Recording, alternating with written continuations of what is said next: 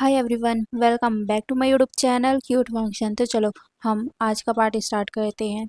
वांग जी अब विंग को अपनी कला सिखाने लगता है। वो विंग को पूरी तरीके से अपने रंग में रंगने की कोशिश करता है। वो विंग को अपनी आर्चरी सिखाता है, अपनी तलवारबाजी सिखाता है, यहाँ तक कि वो विंग को रूल कॉपी करवाता भी है। उसने विंग को कहा था कि अगर उसने पूरी तरीके से रूल को अच्छे से कॉपी किया और साथ में अच्छे से उसने रूल को फॉलो किया, बदमाशी नहीं की और अच्छे से उसने ध्यान दिया, तो वो अपनी कला विंग को सिखाएगा। और इस बात से विंग बहुत ज़्यादा एक्साइटेड था क्योंकि वो चाहता ही था कि वो वांग जी की कला सीखे। हाँ, वांग जी थोड़ा रूड है, कोल्ड है, बट फिर भी वांग जी की कला बहुत ज़्यादा है। विंग उसे सीखना चाहता था और वांग जी खुद उसे सिखाना चाहता है, तो विंग क्यों ना सीखे। उसे बस हल्का सा पढ़ाई बस तो करना है ना, और विंग को पावरफुल बनना है तो उसके लिए थोड़ा सा तो सेक्रीफाइस करना ही पड़ेगा। इसलिए विंग अभी अपनी मस्ती को छोड़ के वांग जी के साथ प्रॉपर पढ़ाई करता था। बट कभी कभी वो अपनी शरारतें भी कर लिया करता था। जैसे वांग जी अगर मेडिटेशन में बैठा रहता तो विंग धीरे से उसके पीछे आकर उसके कानों में हल्का सा फूंक मार दिया करता था, या कभी उसके बालों में वो फूल लगा दिया करता था। और ये सब बातें वांग जी को भी समझ आती थी, बट वो विंग को डांटता नहीं था क्योंकि उसे अच्छा लगता था विंग की ये प्यारी प्यारी हरकतें। बट विंग जब ज़्यादा करता था तब हल्का सा वांग जी डांट दिया करता था, बट विंग पर उसके ज़्यादा कोई फर्क नहीं पड़ता था। वो तो मुस्कुराते हुए वांग जी को देखता था। वहीं वांग जी विंग की मुस्कुराहट में खो सा जाता था, क्योंकि ये विंग की मुस्कुराहट ही तो है जो वांग जी का चैन सब कुछ चुरा के बैठा हुआ है। वांग जी जो किसी भी ओमेगा की तरफ या किसी भी इंसान की तरफ उस नज़रों से नहीं देखता, वो विंग को एक अलग ही लुक से देखता है। जब भी विंग उसके कानों में फूंक मारता है, उसके तन बदन में एक अलग सी वाइब्रेशन हो उठती है और उसका लिटिल सा ड्रैगन भी वेकअप हो जाता है। बट वांग जी अपने आप को शांत करता है। जब वो अपने आप को शांत नहीं कर पाता है, तब जाके वो विंग को डांटता है। और वैसे ही वो आर्चरी में भी, जब विंग आर्चरी परफॉर्म करता था तो कई बार उससे गलतियां हुआ करती थी। कई बार उसको आर्चरी यानी कि जो धनुष बाण है उसे पकड़ने में प्रॉब्लम हुआ करता था, क्योंकि विंग विंग ने ये सीखा नहीं था, मतलब प्रॉपरली वो नहीं सीखा था। उसने बस दूर से देखा था और दूर से देखकर ही उसने अपने आप में प्रैक्टिस की थी। और ऐसे में ना ज़्यादा बच्चों को समझ नहीं आता। विंग ने समझ लिया, वो बहुत बड़ी बात है, क्योंकि कई बच्चे तो सीख भी नहीं पाते हैं।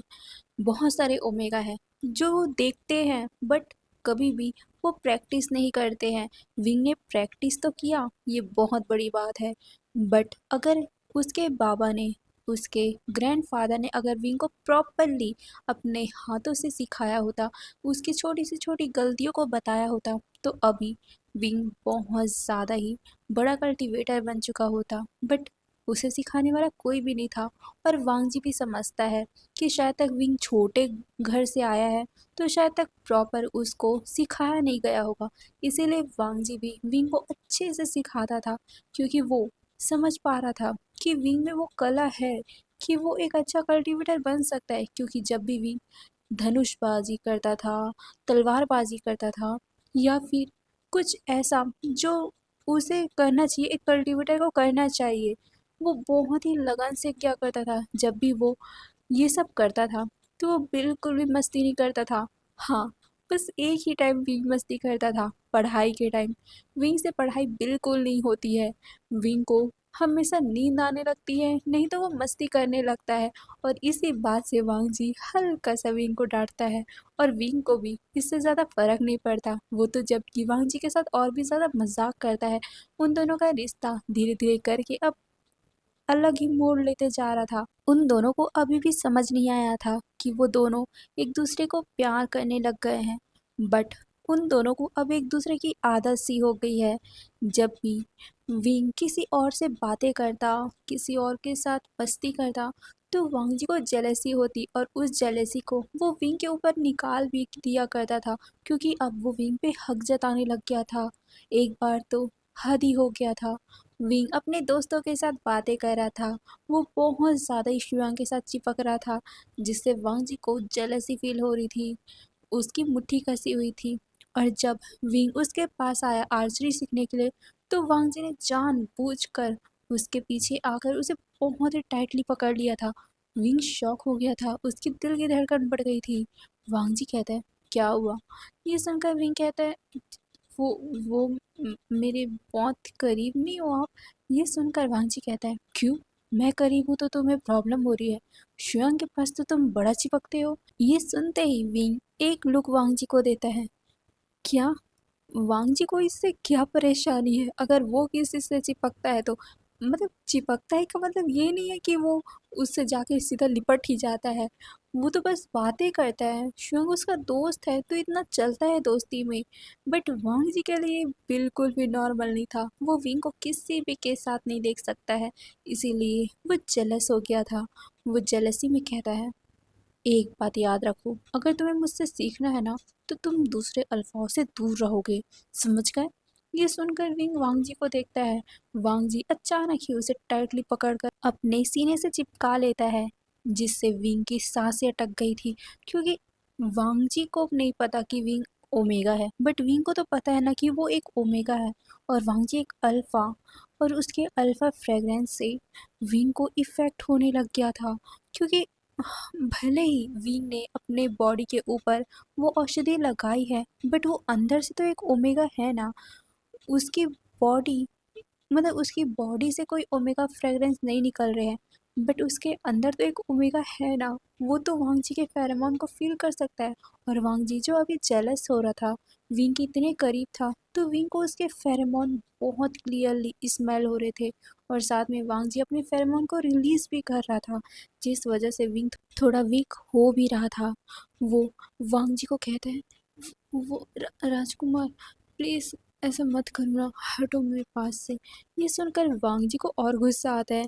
क्या मतलब है विंग का? हाँ, वो उसके पास है तो उसे परेशानी हो रही है, और शुयांग के पास और बाकी अल्फाओं के साथ चिपकने में विंग को मज़ा आता है। वांग जी अचानक ही विंग को फ्लिप कर देता है। विंग शॉक हो गया था। वांग जी एक हाथ से विंग का कमर पकड़ता है और दूसरी हाथ से वो विंग के हाथों को मोड़ देता है, जिससे विंग के हाथों में जो धनुष था वो नीचे गिर जाता है। विंग दर्द में चीख पड़ता है। वो कहता है, ये आप क्या कर रहे हो? ये सुनकर वांग जी कहता, याद रखना, तुम किसी दूसरे अल्फा के पास नहीं जाओगे, और साथ ही तुम किसी भी इंसान के साथ इतना नहीं चिपकोगे, समझ गए? ये सुनकर विंग कहता है, क्यों? इससे आपका क्या लेना देना? मैं किसी से भी बात करूं, आपको क्या फर्क पड़ता है? और छोड़िए मुझे, दर्द हो रहा है। बट वांग जी बिल्कुल नहीं छोड़ता। वो बहुत ज़्यादा पॉजेसिव हो गया। वो तो जबकि और भी ज़्यादा विंग की बातें सुनकर गुस्से में आ रहा था। वो विंग के हाथों को और भी ज़्यादा टाइटली पकड़ के मरोड़ता है, जिससे विंग की घराने की आवाज़ निकल जाती है। उसे दर्द हो रहा था, उसकी आंखों में हल्के से आंसू बन गए थे। वो मुश्किल से अपने आंसू को रोकते हुए कहता है, प्लीज़ मुझे छोड़ो, दर्द हो रहा है। ये सुनकर वांग जी विंग को देखता है, बट वो उसे छोड़ना नहीं चाहता था। बट उसके होठों में बस एक ही बात, तुम किसी अल्फा के पास नहीं जाओगे, मुझे वादा करो। बट विंग तो कुछ बोल ही नहीं रहा था, बस वो इतना ही बोले जा रहा था कि मुझे छोड़ो, दर्द हो रहा है। बट वांग जी बिल्कुल भी उसकी बात नहीं सुन रहा था और एक ही बात पे अड़ा हुआ था कि मुझे बोलो कि तुम किसी अल्फा के पास नहीं जाओगे, और मैंने अगर तुम्हें देखा तो मुझसे बुरा कोई नहीं होगा। ये सुनकर विंग वांग जी को गुस्से में देखता है और कहता है, इससे आपको क्या फ़र्क पड़ता है? आखिर आप खुद ही कौन हो मुझे कहने वाला? ये सुनकर वांग जी विंग को गुस्से में अपने दांतों को भींचते हुए कहते हैं, मैं तुम्हारा? बट वो बस इतना ही कह पाया, क्योंकि वो खुद शॉक हो गया था। वो क्या कहे? वो क्या है विंग का? अल्फा? नहीं, वो अल्फा नहीं है विंग का। दोस्त? दोस्त भी नहीं है। उसका पार्टनर? पार्टनर भी नहीं है। हस्बैंड? वो तो बिल्कुल ही नहीं है। लवर? कैसे? उसने तो विंग को कभी बोला ही नहीं कि वो विंग से प्यार करता है। तो किस बात का हक जता रहा है वांग जी विंग पे? वांग जी खुद शॉक होकर विंग को देखता है। विंग कहता है, बोलो ना, किस हक से आप मुझे ये बोल रहे हो? आपका कोई भी हक नहीं है मुझ पर। तो मुझे छोड़ो, दर्द हो रहा है, आप मुझे दर्द दे रहे हो। ये सुनकर वांग जी झटके से विंग को छोड़ देता है, क्योंकि अब वो खुद बहुत ज़्यादा परेशान हो गया था क्योंकि वो विंग के साथ रिश्ते में रहना चाहता था, बट वो खुद कंफ्यूज था कौन सा रिश्ता, किस रिश्ते के आधार पर वो विंग को अपने पास रखेगा। क्या वो विंग से प्यार करता है? हाँ, वो विंग से प्यार करता है, बट वो विंग को कुछ बोले उससे पहले ही विंग वहाँ से भाग गया था। वांग जी इतने गुस्से में आ गया कि वो अपने आप को ही थप्पड़ मारना चाहता था। उसने विंग को हर्ट कर दिया। वांग जी उसके बाद विंग से बात करने जाता है, बट विंग तो अब उसे अवॉइड करने लग गया था। वहीं भी उसे बहुत बुरा फील हुआ था। वांग जी ने जिस तरीके से उसके साथ हरकत की है, विंग को वो बिल्कुल पसंद नहीं आया था। वांग जी ने बहुत बुरी तरीके से विंग का हाथ मोड़ा था, जिस वजह से विंग के हाथों में भी निशान पड़ गए थे। वांग जी सोचता है कि शायद तक विंग लाइब्रेरी आएगा अपने रूल को कॉपी करने के लिए, बट विंग वहाँ भी नहीं आता। वांग जी सोचता है कि जब विंग खाना खाने आएगा तब वो उससे बात करेगा, बट आज तो विंग खाना खाने भी नहीं आता क्योंकि उसे सच में बहुत बुरा लगा था वांग जी के इस बर्ताव से। आज से पहले किसी ने भी उसके साथ ऐसा बर्ताव नहीं किया था क्योंकि वो सबका लाडला था। उसे ज़्यादा लोग डांटते भी नहीं थे। उसके फादर और उसके ग्रैंडपा के अलावा किसी ने ज़्यादा उसे डांटा नहीं था, और इस तरह से गुस्सा तो कभी किसी ने नहीं किया था। उसके बाबा और उसके ग्रैंडफादर ने भी उसके ऊपर इतना गुस्सा नहीं किया था, और वांग जी ने तो उसे मतलब उसका हाथ मरोड़ा था। तो विंग को बहुत ज़्यादा दर्द हुआ था, और वांग जी ने जिस तरीके से उसमें डोमिनेंट बर्ताव किया था, विंग को उस बात को सोच सोच कर विंग को गुस्सा आ रहा था। वांग जी क्यों क्यों ऐसा बर्ताव कर रहा था? क्या रिश्ता है उसका जो वो ऐसा उसके साथ बर्ताव किया? और विंग क्यों कुछ नहीं कर पाया? बस यही बातें सोचकर विंग बहुत ज़्यादा नाराज़ था। उसने तो सोच ही लिया था कि वो वांगजी से बात ही नहीं करेगा। वो आज खाना भी नहीं खाने चाहता और वहीं पर ही बेड पे लेट जाता है। विंग के दोस्त विंग के पास आते हैं, वो उसे उठाते हैं, कहते हैं कि खाना खा लो, बट विंग ने साफ साफ मना कर दिया था, ये कहते हुए कि आज उसे भूख नहीं है और साथ में उसे बहुत नींद भी आई है। उसके दोस्त उसे मनाने का ट्राई करते हैं, बट विंग तो उन्हें भी डांट देता है, ये कहते हुए कि मैंने बोला ना, मुझे नहीं खाना तो नहीं खाना, तुम लोग जाओ यहाँ से। ये सुनकर विंग के दोस्त भी शॉक हो गए थे क्योंकि विंग कभी भी उनके ऊपर ऐसे नहीं चिल्लाता था, बट आज उसने उन दोनों के ऊपर आवाज़ को उठाया था। वो लोग भी शॉक थे कि क्या हो गया है विंग को आज, बट फिर वो सोचते हैं कि शायद तक विंग किसी बात से अपसेट होगा, तो वो विंग को अकेला ही रहने देते हैं क्योंकि अभी सच में विंग बहुत ज़्यादा ही नाराज़ है, बहुत ज़्यादा गुस्से में। वो उसे मनाने का ट्राई करेंगे तो वो उसका गुस्सा मतलब दूसरे का गुस्सा उनके ऊपर ही उतार दे। इससे अच्छा है कि विंग को कुछ टाइम शांत रहने देते हैं, शांत होने देते हैं, फिर उससे बात करेंगे। उस रात वैसे ही बीत जाती है।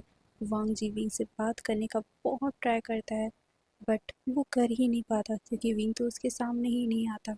सुबह सुबह होते ही वांग जी को लगता है कि विंग क्लासेस आएगा, तो वो क्लास के बाहर विंग का इंतज़ार करने लगता है क्योंकि वो विंग से बात करना चाहता था, क्योंकि उसे बिल्कुल अच्छा नहीं लगा था कि जिस तरीके से विंग ने उसे इग्नोर किया था।